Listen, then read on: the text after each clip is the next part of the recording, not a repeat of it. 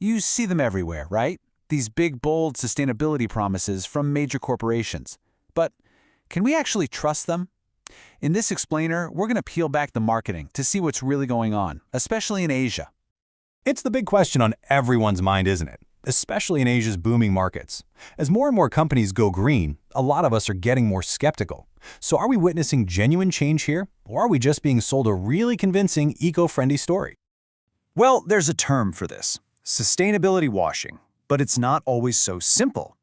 You see, there's a key difference between disinformation, that's when they're lying on purpose, and misinformation, which could just be a negligent mistake. Either way, the result's the same. Investors and the public can be seriously misled. So who's supposed to be watching out for this stuff? The answer is the board of directors. Legally, they are the ultimate overseers. They're responsible for the company's strategy and for making sure everything it tells the public is true and fair. They're supposed to be the first line of defense against sustainability washing. But a board's priorities depend entirely on its philosophy. On one hand, you have the shareholder-first model. Here, the mission is crystal clear: make as much money as possible for the shareholders. End of story. On the other hand, you've got the pluralist model, which sees the company as part of a bigger ecosystem. Here, directors have to balance what shareholders want with the needs of employees, the community, and the planet. We're talking two totally different rulebooks for running a company. And you can see these different models playing out all across Asia. In places like India and China, the law leans toward that pluralist model, forcing directors to think about all stakeholders. But in Korea, it's all about shareholder primacy. Singapore takes a kind of hybrid approach called enlightened shareholder value, which still puts shareholders first but says, hey, for long-term value, we need to think about sustainability. This legal DNA fundamentally shapes how a board in Mumbai might tackle climate risk versus one in Seoul. But this brings us to a major problem. Even when directors have these clear duties on paper, actually holding them accountable is incredibly difficult. There's often this huge gap between what the rules say and what happens in reality. Yeah, it's a promise that's notoriously difficult to enforce. And that's because corporate law has built some really powerful shields to protect directors. Okay, the biggest barrier is this legal idea called the business judgment rule. It's a powerful shield that basically assumes directors acted in the company's best interest. To get past it, you have to prove bad faith or just gross negligence, which is an extremely high bar. When you add in the sky-high legal costs and the fact that courts hate second-guessing business decisions, you get a nearly impenetrable fortress protecting the board. This quote from the famous Client Earth versus Shell case shows you just how high that wall is. The environmental charity Client Earth bought shares in Shell so they could sue the board for failing to manage climate risks. But the court just tossed the case.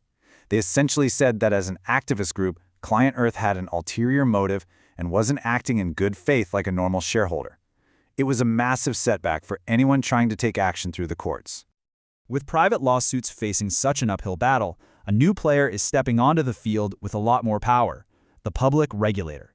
Where shareholders and NGOs have struggled, government agencies are starting to step in and enforce the rules themselves. And the difference between these two approaches is stark. Private lawsuits are expensive, they're slow, and as we just saw, they face huge legal hurdles. Public enforcement, on the other hand, is a whole different ballgame. It's driven by regulators with deep pockets, real investigative powers, and a mission to protect the integrity of the entire market, not just one company's shareholders. And in Asia, regulators are getting pretty creative. Instead of just bringing the hammer down, they're using an adaptive strategy. They're applying tools from financial regulation to the world of sustainability. So they're engaging with warning letters, nudging companies with quality ratings, mandating ESG training for directors, and even offering awards for good behavior. It's a much more nuanced toolkit.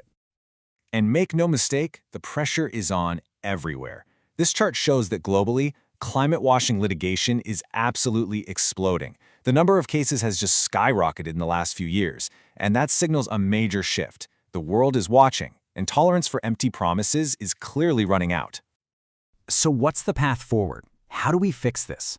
To tackle this head-on, the OECD has laid out a clear 5-part blueprint. It's designed to fix that accountability gap and stop sustainability washing in its tracks. All right, here's the roadmap. First, strengthen the rules. Make them clear and consistent so companies know exactly what's expected. Second, foster engagement to keep the conversation going between regulators and businesses.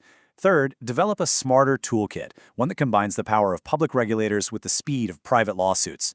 Fourth, and this is huge, leverage technology to get better data and actually monitor what's going on. And finally, build capacity. That means training everyone, from the boardroom to the regulator's office, to meet these new expectations. So the key takeaway here is that the ground is shifting, and it's shifting permanently. For decades, sustainability reporting was just a nice-to-have. That era is over. It is now becoming a hard and fast legal requirement, and boards can no longer treat it as optional. And this leaves us with a final, critical question.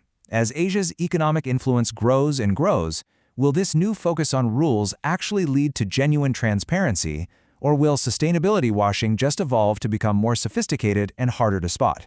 The race is on, and the outcome is far from certain. Thanks for joining me for this explainer.